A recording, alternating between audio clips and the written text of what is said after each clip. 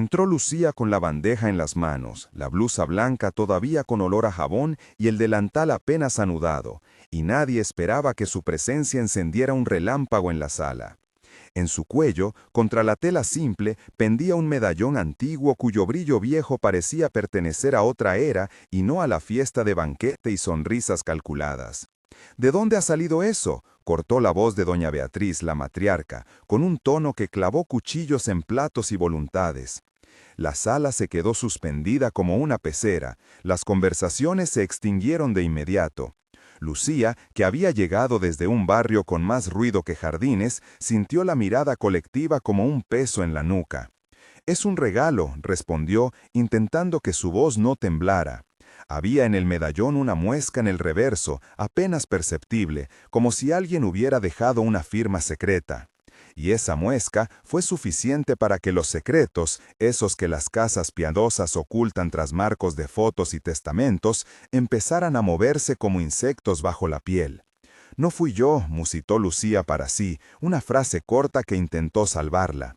Pero en la mesa, los Valenzuela ya estaban calculando pérdidas, ganando aliados y preparando acusaciones. Afuera, el jardinero Enrique regaba rosales sin saber que un vínculo de sangre estaba a punto de hacerse tribunal. Y el espectador que acaba de entrar en esta historia no imaginaba que un medallón y una mirada conjunta iban a desencadenar auditorías, rumores en la prensa y una lucha por herencias que pondría en jaque el orgullo de una familia entera. La acusación pública se desató como rumor de feria en pocas horas. En la entrada principal, frente a las columnas blancas, Paula, la periodista vecina, levantó un teléfono y ya tenía 2 fotos del medallón listas para su crónica matutina. En la sala principal, Ricardo, hijo mayor y gerente de las empresas Valenzuela, golpeó la mesa con la palma como quien marca el compás de una sentencia. «¿Quién osa presentarse con eso en una velada familiar?», exclamó. Dialogaron hasta que la tensión quemó la garganta de todos. «No es nada, solo un detalle», dijo Lucía. «No es nada», insistió doña Beatriz con una sonrisa que no alcanzaba los ojos. «¿No? Pues alguien debería explicarlo», replicó Alejandro, el patriarca ausente, que había vuelto de un viaje de negocios al enterarse del escándalo. «Alejandro, no mezcles», respondió Beatriz con voz baja y filosa. «Lucía, te pido que me des ese collar», exigió Ricardo con mano extendida. «No me pertenece», dijo ella, apretando la bandeja. «¿Entonces de quién es?», preguntó Fabio, el hermano menor asomando curiosidad y codicia. «Si ese medallón es de la familia, implica testamentos, implicancias legales», dijo Carmen, abogada de cabecera, que observaba con una libreta y una mirada afilada. «Que lo devuelva ahora», dijo doña Beatriz. «No lo tengo», dijo Lucía. «Mentira», murmuró una de las sirvientas, Rosa, que llevaba años entre vasos y secretos y quería subrayar su pertenencia a la casa. La verdad. Si hay que comprobarlo, que vengan peritos, sentenció Javier, abogado defensor que se presentó por cortesía de Alejandro y que desde hacía meses miraba más por los intereses financieros que por la justicia. La escena se llenó de olores, perfume caro, jabón, aceite de cocina, café frío y del sabor metálico de la tensión que se quedaba en la boca de los presentes. En la puerta, Marta, la investigadora privada amiga de la familia, anotaba nombres. «Esto no es solo una joya», susurró ella a Jorge, el chofer, que se movía como espectador absoluto. «Esto es una chispa que puede prender los papeles viejos». En ese punto la sala era una arena. Miradas, susurros y acusaciones públicas se mezclaban con el golpe seco de una servilleta al caer. Si estuvieras aquí, ¿qué harías?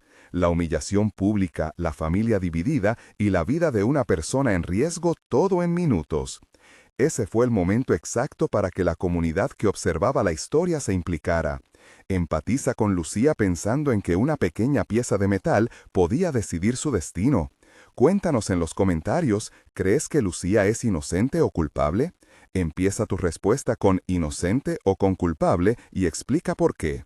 Los mejores comentarios serán leídos en el próximo capítulo y ayudarán a construir la narrativa con puntos de vista reales. Recuerda que no juzgamos a la ligera, pedimos argumentos. Ahora sigue la historia para ver cómo el recibo encontrado en una gaveta, la firma borrosa en un contrato o una muesca apenas visible pueden convertir una cena elegante en el inicio de un proceso que destapa viejas heridas y deudas.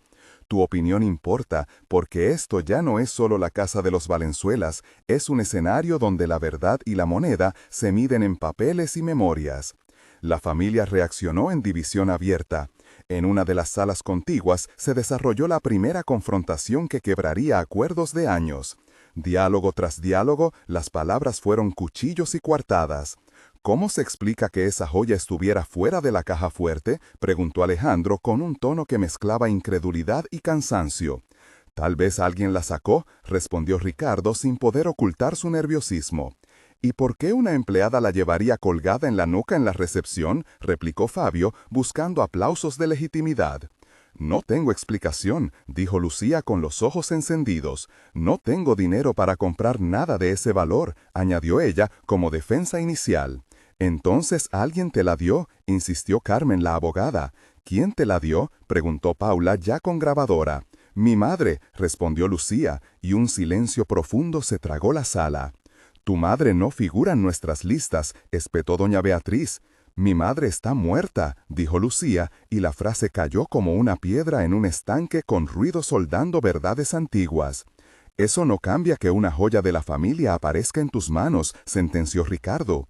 ¿Y si el medallón no perteneciera a los Valenzuelas?, sugirió Javier con calma calculada. Entonces habría que comprobarlo, dijo Marta, que ya proponía rastrear la procedencia. Traed documentos, ordenó Alejandro. Traeremos todo, respondió Carmen, con la agenda de testamentos y pólizas abriéndose como un abanico de sospechas. La escena incluyó sonidos, tacones, cucharas, el zumbido de un microondas lejano y el clic constante de una cámara de teléfono sin cesar.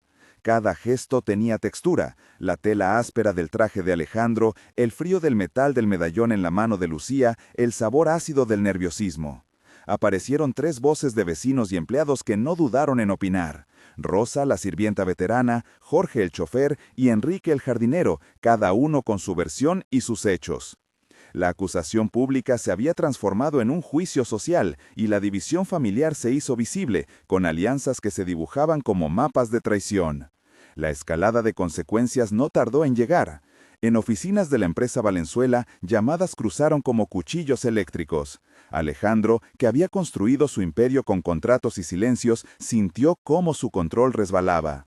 Si esto sale a prensa, perderemos la confianza de los accionistas, dijo Javier en el despacho, sus dedos tamborileando en la mesa. Y su reputación, añadió Carmen. Debemos demostrar que el medallón es de la herencia Valenzuela, afirmó Beatriz. Eso abrió la puerta a amenazas veladas, despido para Lucía, presión sobre el personal y revisiones de cuentas antiguas. En la cocina, Lucía recibió la noticia en una conversación que explotó en 8 intercambios rápidos. «Me van a despedir», dijo ella a Rosa. «No te vayas a poner así», respondió Rosa. «¿Y si me ponen una denuncia?» «No pueden sin pruebas», contestó Rosa. «Pero aquí hay mucho poder», dijo Lucía. «Sí, pero no olvides quién limpia y quién manda», afirmó Rosa con resignación. «No es justo», dijo Lucía. «La vida no es justa», replicó Jorge. «Tenemos que buscar pruebas», concluyó Marta, que ofreció su ayuda en silencio.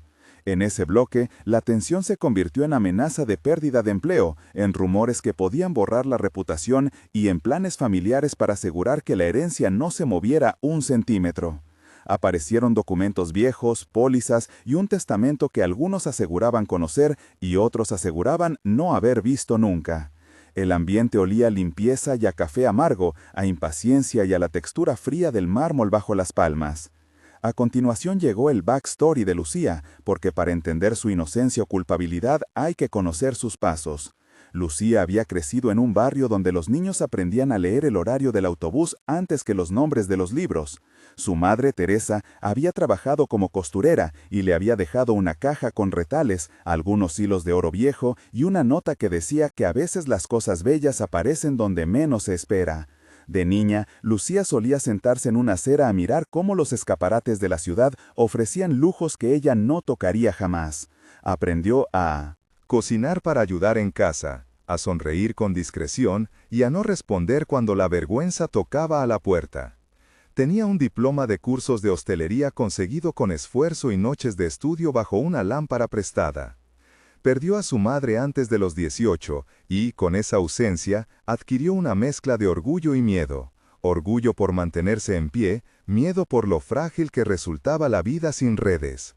Se mudó luego a la ciudad del trabajo temporal, donde una agencia la derivó a la casa de los Valenzuela como camarera. Lucía siempre llevaba en el bolsillo un pedazo de papel con una frase de su madre: «La honestidad no te hará rico, pero te dejará dormir». Ayer, antes de la fiesta, había encontrado en un mercadillo un viejo medallón que le recordó a los retales de su casa. No tenía certificados ni recibos, solo la sensación de que la pieza le hablaba de historias que alguien había querido esconder. Esa mezcla de memoria, economía y una educación hecha de carencias la hacía mirar el mundo con ojos que calculaban riesgos y buscaban caminos de salida. Esta biografía mediana explicaba por qué Lucía no era la típica usurpadora. Sus manos sabían de cuidado y sacrificio, no de opulencia. Y quizá por eso, su presencia en la residencia Valenzuela causó tanto revuelo. Su origen se chocaba con un mundo que entendía la herencia como un derecho casi divino. El antagonista principal tenía también su historia. Doña Beatriz Valenzuela no era solo una mujer de protocolos, era la heredera de un linaje que había mantenido su nombre a costa de silencios.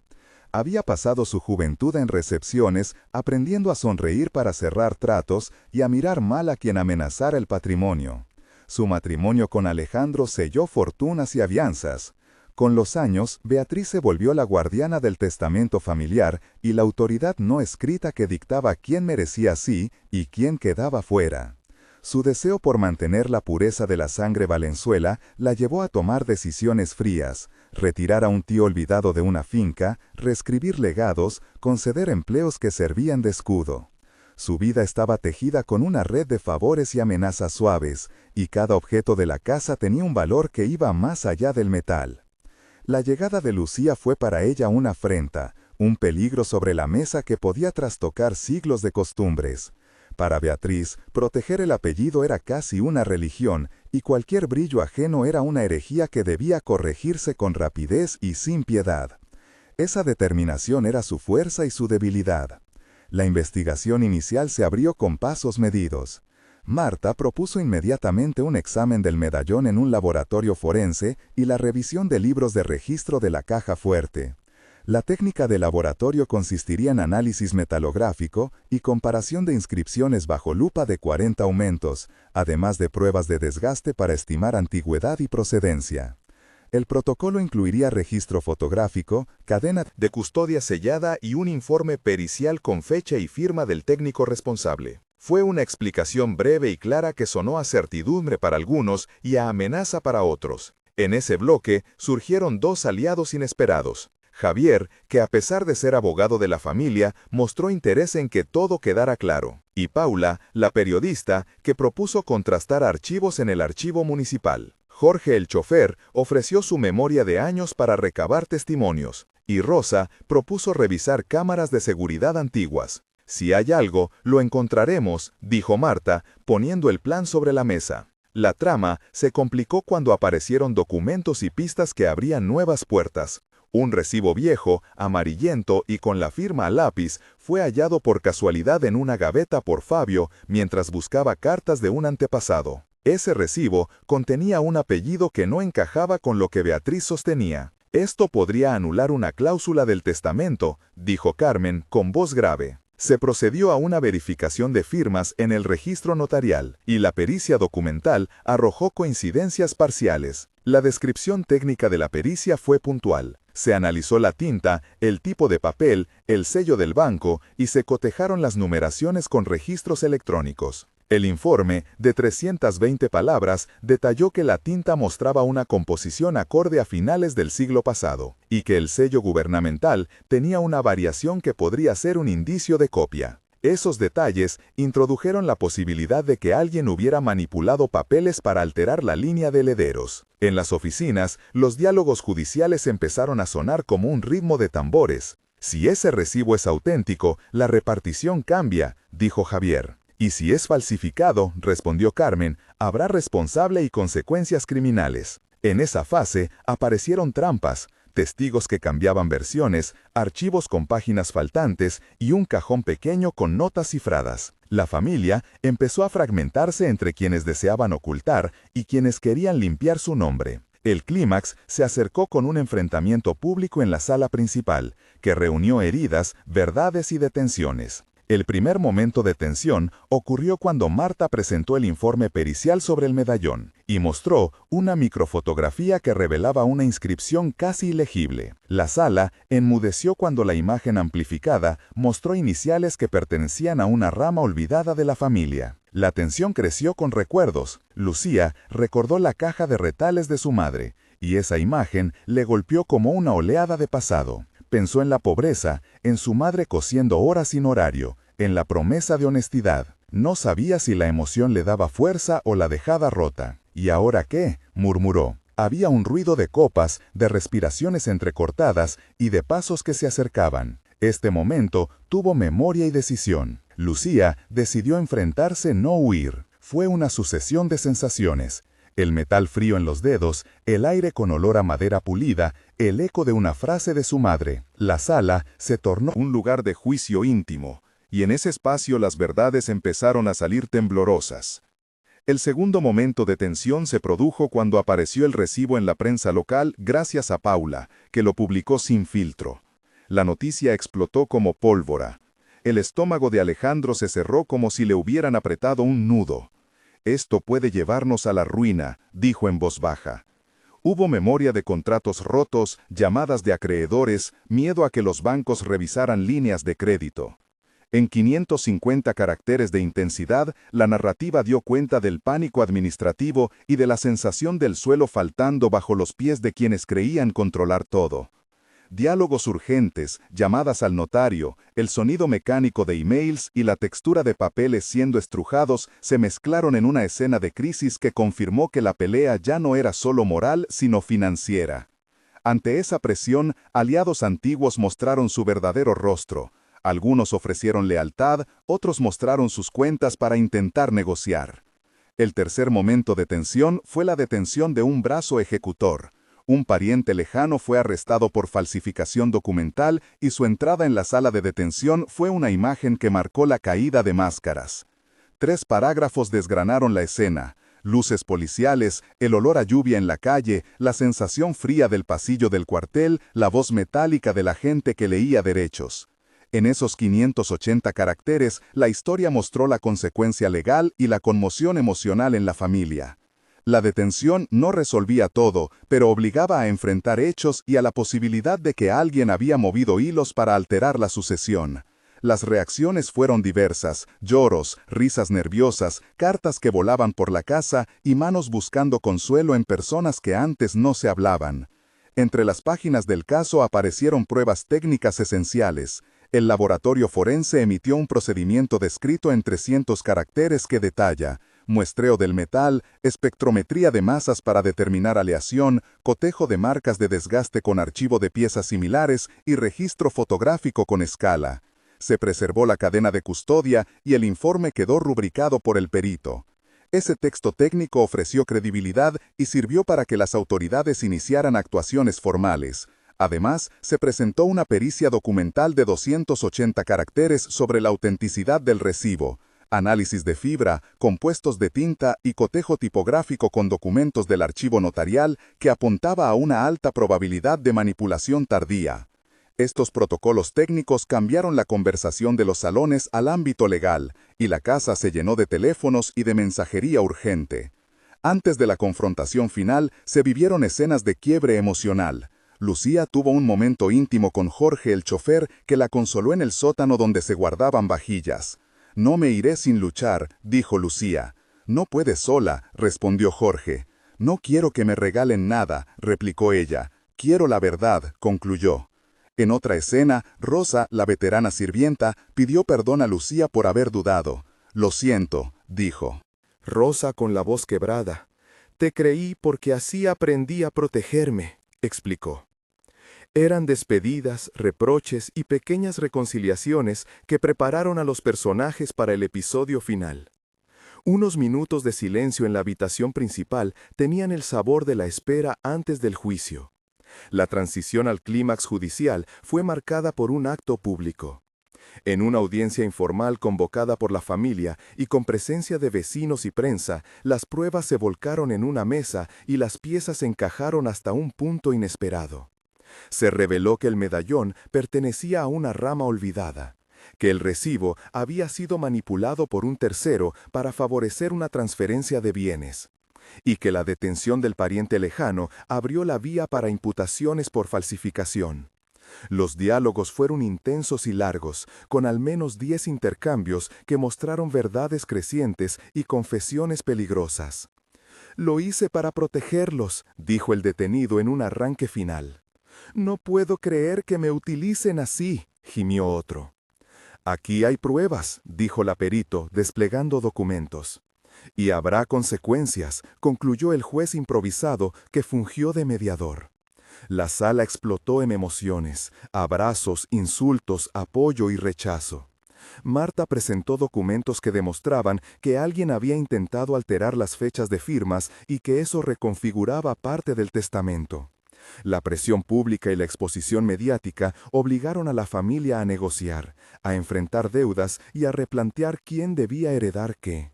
Después de la tormenta vino la ruptura rápida y la decisión emocional que prepararía el epílogo. Lucía recibió propuestas de indemnización, ofertas de silencio y amenazas veladas. Rechazó un cheque y pidió transparencia. «No quiero dinero, quiero limpiar mi nombre», dijo. En la intimidad, Alejandro se distanció de su madre y se acercó a Lucía con una mezcla de arrepentimiento y justicia tardía. «Nuestro mundo jamás se unirá», dijo él en voz baja, reconociendo la barrera social que nunca podrían cruzar. Ella respondió con la misma franqueza: «Puede que no se una, pero al menos yo seré libre de acusaciones». Rosa pidió perdón públicamente, y Paula publicó un artículo que cambió la percepción pública. Carmen asesoró una demanda contra los falsificadores y Javier negoció cláusulas que protegieran a empleados de represalias. En esa pausa, la familia quedó mermada pero consciente de que el tiempo podía, a veces, curar o endurecer rencores. Un mes después, la escena mostraba secuelas concretas. La casa había reducido visitas, la prensa había bajado el tono y algunas cuentas habían sido reabiertas para auditoría. Lucía volvió a su barrio, pero con la posibilidad de trabajo en otra casa gracias a referencias favorables de Marta y Jorge. Alejandro había iniciado procesos internos y había pedido disculpas públicas, aunque sin romper del todo con su linaje. Rosa trabajaba menos horas y más dignidad, y Enrique seguía podando rosales con la serenidad de quien ha visto tormentas y sabe que el jardín renace. En este periodo hubo reconstrucción emocional. Lucía asistió a cursos de gestión de crisis y a una charla sobre derechos laborales. Laborales que le regaló la ONG local. Familiares que antes cerraban puertas ahora hablaban con voz vacilante. Algunos pidieron perdón, otros nunca lo hicieron. La vida cotidiana volvió a aparecer. El aroma de pan, el ruido del tránsito, el sabor de un café sin prisa. Pero había marcas, y en las reuniones vecinales el nombre Valenzuela ya no era sinónimo solo de prestigio, sino también de disputa. 3 meses después, las acciones legales avanzaban y la sociedad observaba con menos morbo y más análisis. El juicio por falsificación tomó forma y el detenido enfrentó cargos formales. Julia, una amiga de Lucía, la visitó para ofrecer apoyo y nuevos horizontes laborales. Alejandro firmó documentos que permitieron una auditoría abierta y se nombró un administrador independiente para revisar legados.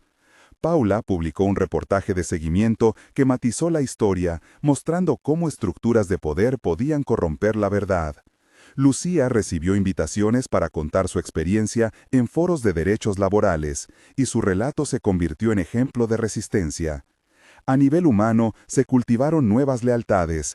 Marta recibió reconocimiento profesional por su trabajo y Javier, a pesar de su inicial ambivalencia, actuó para evitar que empleados sufrieran represalias. El ambiente olía a papeles y a cafés de tribunal, y la textura de la justicia se volvía ya no solo ruido mediático sino procedimiento. 6 meses después, la resolución abrió una puerta hacia la reconciliación a medias.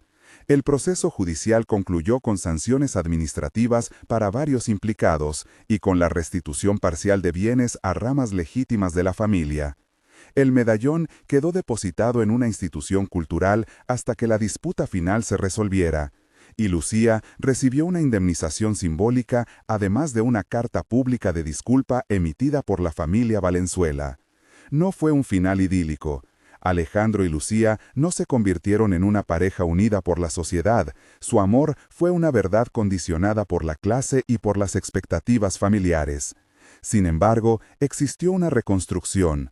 Lucía abrió un pequeño negocio de catering con el apoyo de amigos como Jorge, Rosa y Paula. Marta abrió una consultoría. Carmen tomó casos pro bono con más frecuencia. Javier cambió de enfoque profesional. Enrique plantó nuevas flores en un jardín que ahora tenía menos visitantes.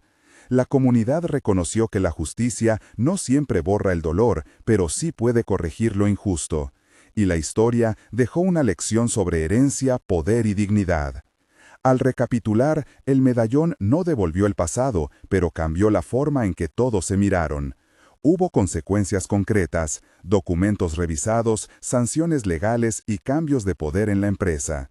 Lucía aprendió que la inocencia no siempre se confirma por un gesto, a veces exige lucha y pruebas. Su reflexión interior fue de crecimiento. Comprendió que el perdón ajeno no era condición para su libertad y que la dignidad podía sostenerse más allá de las etiquetas sociales. La narrativa mostró que el dinero puede comprar muchas cosas, pero no siempre mitiga la verdad. Y la pregunta que queda, para el espectador, es simple y directa. ¿Qué harías tú en su lugar?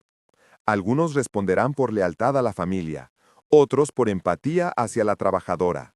En cualquier caso, la historia termina con una frase que perdura. Algunos brillan para robar, otros brillan para revelar.